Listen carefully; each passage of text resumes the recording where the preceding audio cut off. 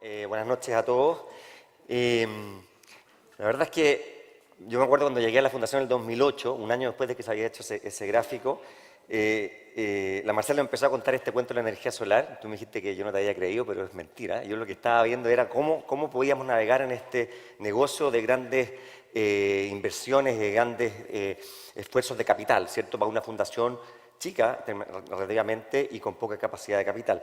Pero me acuerdo que el 2009 me llevaste a la rastra ese viaje y ahí ahí empezamos a ver cómo se podía cómo podíamos encontrar el camino. Yo no quiero repetir, la Marcela dio una muy buena síntesis de lo que fue desde el punto de vista de esa trayectoria que seguimos en términos del desarrollo de la energía solar. Quiero tener algunas reflexiones. La primera, ya la dijo la Marcela, que este viaje pareciera ser que tuvo, cuando uno la mira retrospectivamente, parece un viaje que fue muy coherente y que respondió a una partitura, ¿cierto?, muy bien escrita, en donde cada uno de los actores entraron y salieron justo a tiempo, muy sincronizados, y la verdad es que no puede ser más distinto a eso. Es un viaje sumamente no lineal, aciertos y desaciertos, llenos de problemas, de sinsabores, de momentos que estás a punto de hundirte, y donde se reciclan muchos intentos fallidos de relaciones de temáticas que muchas veces no tenían nada que ver, como lo contó Marcela.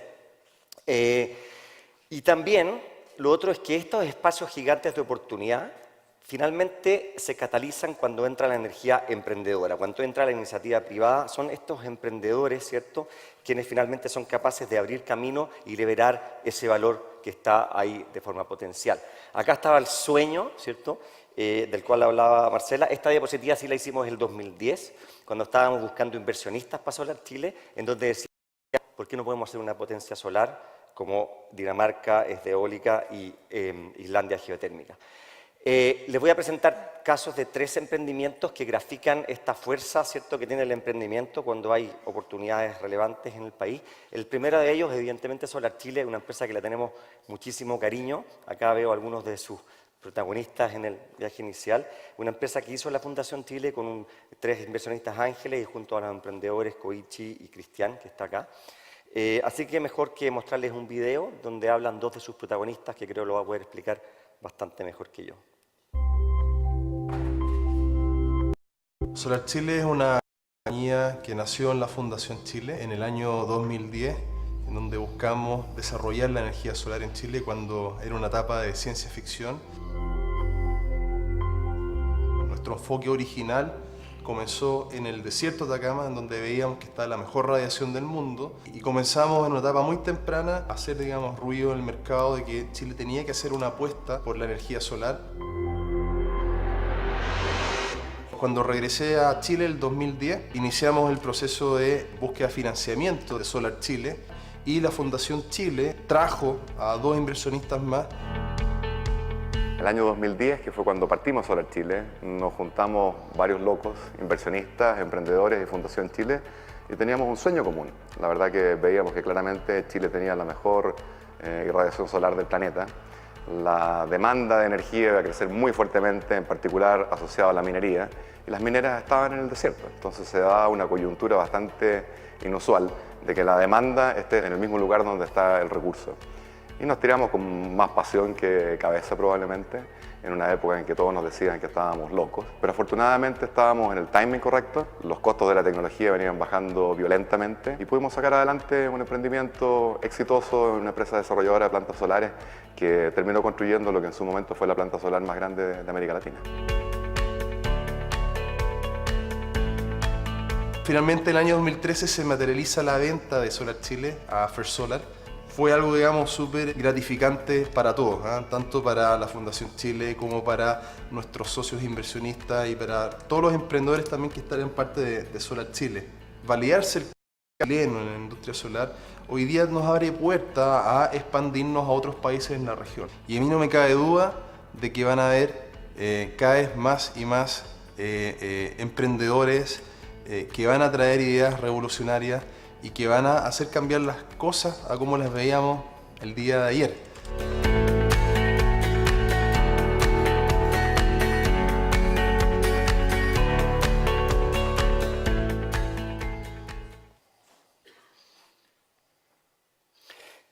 Yo recuerdo el año 2013 cuando estábamos negociando la venta con First Solar y hablando del momento oportuno que contaba Marcela, que que nos sentíamos como, y lo hemos comentado con los socios, como cruzando un río de noche, ¿cierto? Que tú estás nadando y no sabes cuánto te falta para llegar a la orilla y lo vas a saber solo cuando amanezca. Entonces decíamos, llega este bote de rescate, ¿cierto? Y decimos, bueno, nos subimos, será el momento, quizás estamos dejando valor arriba de la mesa, y lo tomamos. Y bueno, finalmente amaneció y vimos que la orilla no estaba a metros de distancia, sino que estaba a kilómetros, ¿cierto? Y la verdad es que había sido kilómetros y kilómetros. Había sido una muy buena decisión haber pasado la posta a un actor que estaba mucho más preparado que nosotros para acometer la parte del camino que quedaba, que superaba ampliamente nuestras capacidades de capital, capacidad técnica y otras más. Y eso responde un poquito también al rol de la Fundación, que se involucra en las partes más tempranas de las iniciativas o los emprendimientos y después pasa a la posta cuando el mercado, ¿cierto?, toma su rol. Y eso fue lo que hicimos. Ahora habíamos cumplido el sueño, ¿cierto?, de generar energía solar competitiva. ¿Y qué hacíamos ahora? ¿Cuál era nuestro rol? Y la verdad es que mirando un poco se abre como país, ¿cierto?, un horizonte o un potencial de creación de valor todavía más grande que tiene que ver con lo que contaba Marcela.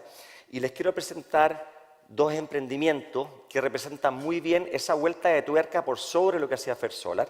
Uno de ellos es Valhalla, un enfoque muy novedoso cómo almacenar energía solar utilizando agua de mar, y el otro es Solarity, que ve y percibe el futuro de la energía solar como en la forma de generación distribuida. Solarity es una empresa que en términos muy simples vende energía. Para poder hacer esto, nosotros la hipótesis principal que es que la energía solar fotovoltaica no va a explotar en Chile ni en ningún país de la región mientras la inversión esté en manos del usuario final. Por lo mismo nosotros hacemos la inversión, nosotros instalamos los paneles en los techos y lo que hacemos al final del día es venderle la energía que esos paneles generan. Nosotros ponemos la inversión, nosotros nos encargamos de operarlo, de que funcione bien y funcione perfecto. Vemos en el futuro que la generación primero va a estar muy cerca del consumo y eso es lo que hace un poco este negocio. Y lo segundo es que estamos aportando nuestro granito de arena a que cada vez quememos menos combustibles fósiles y nos movamos a un mundo donde la energía viene de fuentes renovables.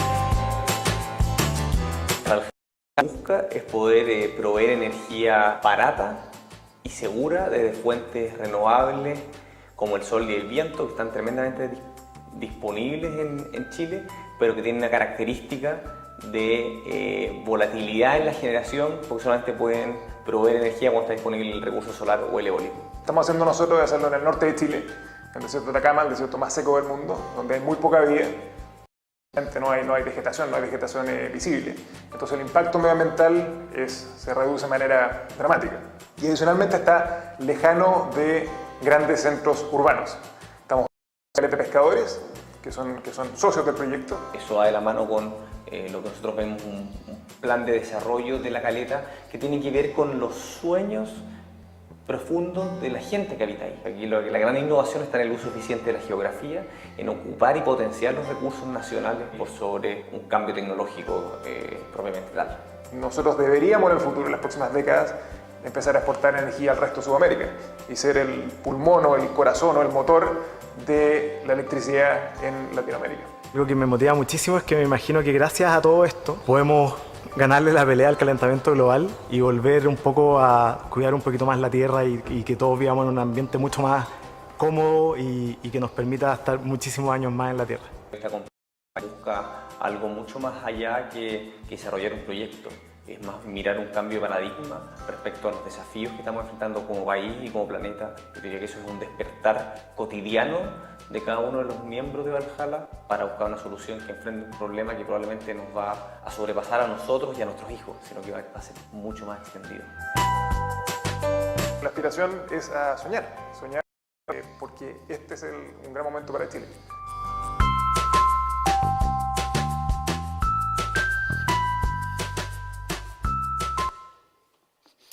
Entonces, Francisco decía ahí que la invitación es a soñar. Ya hablábamos antes que la innovación o estas aventuras de emprendimiento son caminos difíciles y siempre hay un sueño que aglutina. El sueño de ellos, de estos dos emprendimientos, va más allá de ¿cierto? Hay un significado, hay algo, hay una trascendencia en lo que están haciendo.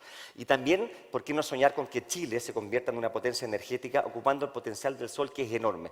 Marcela nos hablaba que las tecnologías fotovoltaicas siguen las trayectorias de lo que siguieron las tecnologías de información en el pasado. Entonces, si pensamos, por ejemplo, que el año 1975, el computador más potente del planeta costaba 4 millones de dólares y que el año 2014 un iPhone 4 tenía la misma potencia de cálculo y costaba 400 dólares. Esa es la magnitud del cambio tecnológico que estamos enfrentando. Si eso lo combinamos con las condiciones espectaculares que tiene Chile para la energía solar, que ya se han discutido harto, ¿cierto?, por la radiación, la disponibilidad de tierra, vemos que el potencial es gigantesco. Y lo interesante es que las tecnologías que se desarrollen van a ser competitivas en Chile antes que en otros lados. Es como que si el sol saliera acá antes. Y eso nos da una ventaja, nos da un tiempo que nos permite subirnos a la curva de aprendizaje de la energía solar para beneficiarnos no solo de energía limpia y barata, sino participar de la creación de valor alrededor de esta industria. Ahora, para eso es importante sí que nos focalicemos, que nos enfoquemos como en aquellas oportunidades donde Chile tiene ventajas evidentes, ciertamente la energía solar es una de ellas, de manera de ir construyendo un portafolio de opciones que tenga una cierta coherencia, que haga tener más posibilidades de tener éxito de acuerdo a lo que estamos invirtiendo en él. Es decir, ¿de dónde viene esa mayor posibilidad? Vamos densificando, ¿cierto?, relaciones en torno a una temática, vamos aumentando la expertise y sobre todo nos es posible reciclar los intentos fallidos de una manera más efectiva. Entonces, yo lo grafico como si nosotros tuviésemos que pegarle a un blanco, ¿cierto?, con 6 piedras, que son los recursos que tenemos, no tenemos más, y Chile podría elegir, ¿cierto?, pegarle a 6 blancos que están dispersos entre sí. Con eso tendríamos solamente una oportunidad de pegarle a cada blanco, pero más importantemente, cuando quisiéramos reciclar los fallidos, porque vamos a fallar, estaríamos lejos del blanco que quizás está pintando mejor y las piedras estarían dispersas entre sí, con lo que nos costaría más recogerlas para poder comenzar de nuevo. En cambio, si buscamos un blanco como país, ¿cierto?, y hay varios de estos sectores que más o menos sabemos, no solo vamos a poder afinar en la medida que vamos tirando estas piedras, estos 6 intentos, sino también cuando reciclemos esos intentos fallidos, vamos a estar más cerca de ese blanco, pero sobre todo las piedras van a estar más cerca entre sí, lo que por lo tanto nos va a costar menos recogerlas para reciclar y seguir explorando y acercándonos.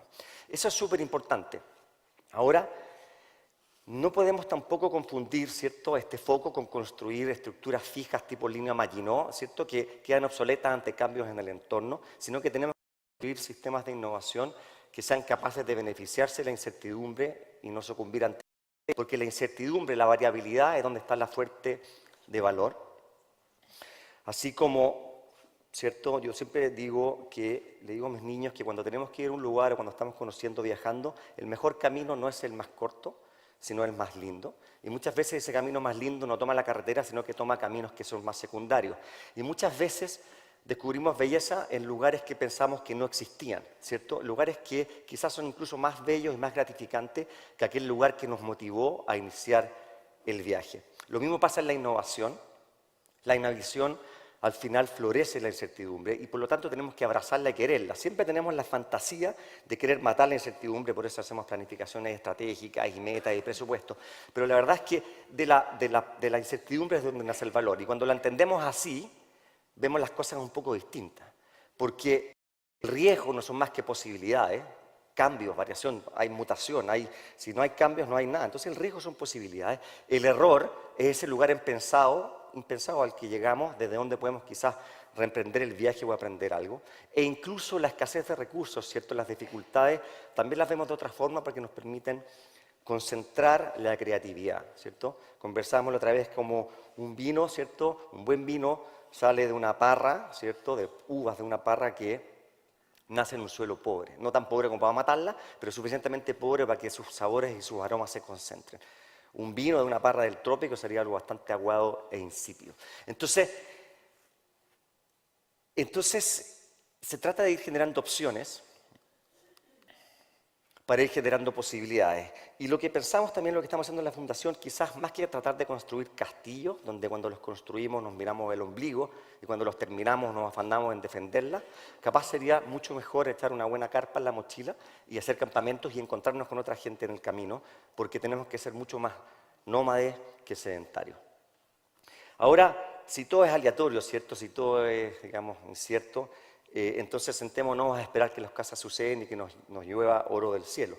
Pero la verdad es que yo creo que, como dice Bergman, ¿cierto? Solo el que está bien preparado, tiene la oportunidad de improvisar. O sea, yo para tener la oportunidad de tomar o no tomar, ¿cierto? Un deal con un First Solar o tomar una oportunidad para Chile, tengo que haberme preparado. Eso tiene que ver con lo que contó Marcela, que se está haciendo, ¿cómo se llama? Lo que está haciendo el gobierno en sus políticas de innovación en energía solar, pero esa preparación se trata mucho menos de idear o diseñar un itinerario súper fijo y súper exacto, sino mucho más de qué le echo a la mochila, qué le echamos a la mochila para ser capaz de caminar e ir tomando esas decisiones que nos van a permitir capturar ese valor. Entonces la pregunta y la invitación es a prepararnos como país, tanto el sector público como el sector privado, cómo tenemos una política pública persistente y consistente en el tiempo, más allá de los gobiernos del turno, cómo tenemos un sector privado también que participa digamos, a la par o más que a la par con el Estado en inversión e innovación, o cómo somos capaces de entender que lo que nos llevó, ¿cierto?, de ser un país pobre a ser un país de ingresos medios no es lo que nos va a sacar a ser un país desarrollado. Entonces, al final, es un imperativo moral, quienes tenemos algún grado de influencia, prepararnos para que el país finalmente pueda subir su capacidad de crecimiento basado en la productividad y con eso tener una mejor vida para nuestra gente. Entonces, yo los invito a eso, a prepararnos como país y caminar para encontrar esos lugares impensados que nos van a hacer ser un mejor país para nosotros y, por supuesto, también para nuestros hijos y para nuestros nietos. Gracias.